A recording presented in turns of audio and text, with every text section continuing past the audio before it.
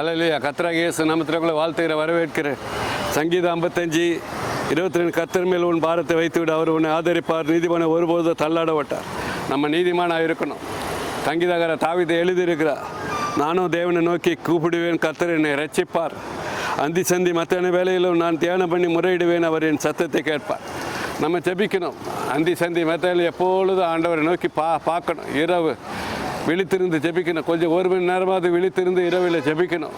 ஆனால் அந்தி சந்தி மத்தியான வேலையில் எல்லா தடைகளை எல்லாம் பில்லி சூன்ய கட்டுகளை உடையணும்னா நம்ம அந்தி சந்தி மத்தியான வேலையிலே நம்ம தேவனை நோக்கி பார்க்கணும். அவர் நம்ம சத்தத்தை கேட்டு நம்மளுக்கு எல்லா இக்கிட்டு விலக்கி மீட்டு எடுப்பார். எல்லா பில்லி சூன்ய கட்டுகளை சுட்டேறிப்பார். அவரே சூலாபல அக்கினியானவர். மந்திரவாதிக்கு மந்திரம் வைக்க தான் தெரியும், எடுக்க தெரியாது. நம்ம கர்த்தராகிய இயேசுவே மந்திரத்தை சுட்டேறிக்க வல்லவர். அவருக்கு நம்ம பாரத்தை வைத்திடணும். அவர் மேலே எல்லா குறைகளை சொல்லணும். அந்தி சந்தி மத்தியான வேலையில் அவரை துதிக்கணும், அவரை பாடணும். அப்பொழுது எல்லா தடைகளை உடைப்பார். நம்ம இப்போ ஜெபிப்போம்.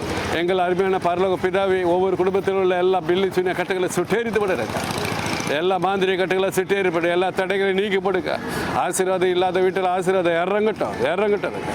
என்னென்ன தேவைகளை சந்திக்கிறாங்க, கோயிலர்கள் பாதுகாத்துக்களை எல்லாரையும் ஆசீர்வதிக்கிறாங்க.